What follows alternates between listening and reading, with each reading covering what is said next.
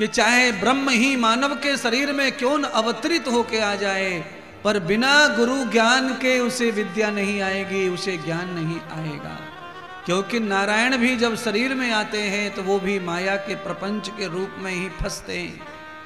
तब वो पहले ही माया ना उन्हें परेशान करे, उनकी लीलाओं में बाधक ना बने माया, इसलिए वो पहले ही अवतरण में, पहली अवस्था में, बचपन में ही गुरु को धारण कर लेते हैं। और जब हम बड़े बड़े जुर्राब पहन लेते हैं प्लास्टिक के, तो हम कीचड़ में घुस के भी मैले नहीं होते।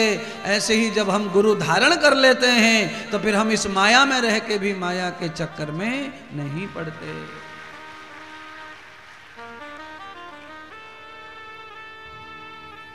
बहुत सारे लोग पांडाल में ऐसे होंगे जिन्होंने गुरु नहीं किया, या कर भी लिया होगा तो गुरु शायद हो सकता है ऐसा न मिला हो जिससे लाइन लग जाए, जीवन खुल जाए, उद्धार हो जाए। राम जी के काल में भी बहुत गुरु थे, पर वशिष्ठ मुनि को उन्होंने चुना। कृष्ण के जन्म के समय भी बहुत गुरु महात्मा थे, उन्होंने सांदीपनि ऋषि को चुना। इसीलिए गुरु का चयन भी ढंग से होना चाहिए। शुक्राचार्य महान विद्वान होकर के भी गुरु नहीं बन पाए समाज के, केवल कुछ लोगों के ही गुरु बनकर रह गए, क्योंकि ईर्ष्या क्रोध के कारण वो असली तत्व को भूल गए और भगवान के ही विरोध में खड़े हो गए, परमात्मा के विरोध में खड़े हो गए। आज भी देश में बहुत सारे मतपंथ ऐसे हैं जो भगवान के विरोध में खड़े होकर धर्म का प्रचार कर रहे हैं। वो कहते हैं भगवान कुछ नहीं होता है, आत्मा कुछ नहीं होता है, पुनर्जन्म कुछ नहीं होता है, न जाने कैसी कैसी अफवाह फैला रहे हैं। इसीलिए सूत जी ने जो कथा सुनाई रामायण की, उस कथा का श्रवण आप भी करें। राम जी पढ़कर लिखकर जब आ गए तो 16 वर्ष के हो गए तो विश्वामित्र जी आए। विश्वामित्र जी ने कहा दशरथ राजा से, हे राजन, अपने दोनों पुत्रों को हमें प्रदान करो। राजा दशरथ ने पुत्र मोह में विश्वामित्र जी से राम जी को देने से इनकार कर दिया था, पर माता कौशल्या ने राजा दशरथ की माया को दूर किया। जब माँ कुशल होती है, माँ जानती है कि मेरे बच्चों का कल्याण किस में है, तो अवश्यमेव वो पुत्र मोह से दूर करती है पिता को। कौशल्या माता ने राजा दशरथ को पुत्र मोह से दूर करके ऋषि को दोनों पुत्रों को दान कर दिया।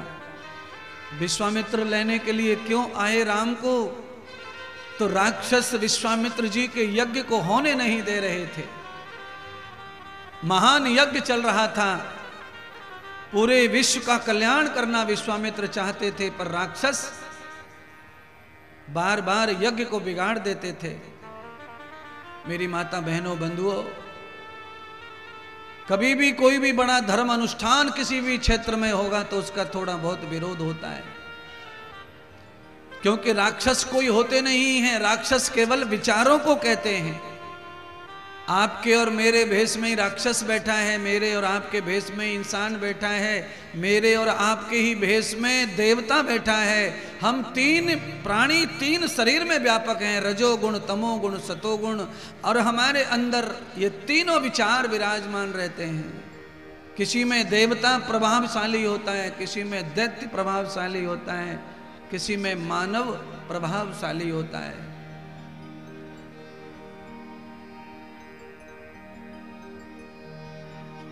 राम जी ने विश्वामित्र के यज्ञ को सफल करने के लिए सबसे पहले माया को ही मारा। कौन माया? माया और माया के बने हुए दो पुत्र थे, मारीच और सुबाहु। आपको मालूम नहीं होगा कि मारीच सुबाहु किसके बेटे थे। ये रावण के मामा लगते थे, और रावण की जो मामा लगते थे ये दोनों, तो ये कौन हो गई? मामा को जन्म देने वाली रावण की नानी। नानी कौन हो गई? रावण की ताड़का। ताड़का के दोनों पुत्र रावण का साथ देते थे, और रावण ऐसा आताताई था कि वो किसी भी समाज के किसी भी प्राणी को यज्ञ नहीं करने देता था। वो कहता था यज्ञ करने का अधिकार केवल मेरा है। इसीलिए विश्वामित्र जी का जन्म क्षत्रिय कुल में हुआ था, इसीलिए रावण उनका विरोध करता था।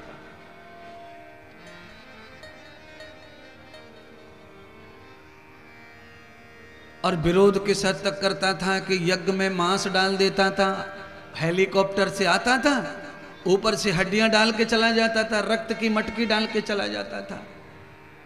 अलग अलग प्रकार से रावण बहुत धनवान, बहुत बलवान था। विश्वामित्र उसके सामने नतमस्तक हो गए और यज्ञ संपन्न नहीं किया, बंद कर दिया, बीच में यज्ञ रुक गया। सदगुरु कहते हैं यज्ञ बीच में रुक जाए तो बड़ी हानि पहुंचाता है। इसीलिए मैं हर यजमान को समझाता हूं कथाओं में कि कोई तुम्हें गाली भी दे जाए तब भी तुम हाथ जोड़ के ही रहो। क्यों?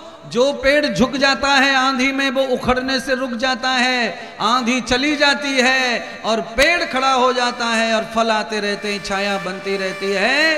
अरे यजमान, किस किस का विरोध का सहारा, किस किस का विरोध करोगे, किस किस का प्रतिशोध करोगे? लोग अच्छे काम में जरूर थोड़ी बहुत उंगली करते हैं। आप घर बनाओ, अपने घर को तोड़ के घर बनाओ, अपनी ही जगह में घर बनाओ, तो भी अड़ोस पड़ोस के आएंगे और कुछ न कुछ आपसे टेंटे पेंपे करेंगे।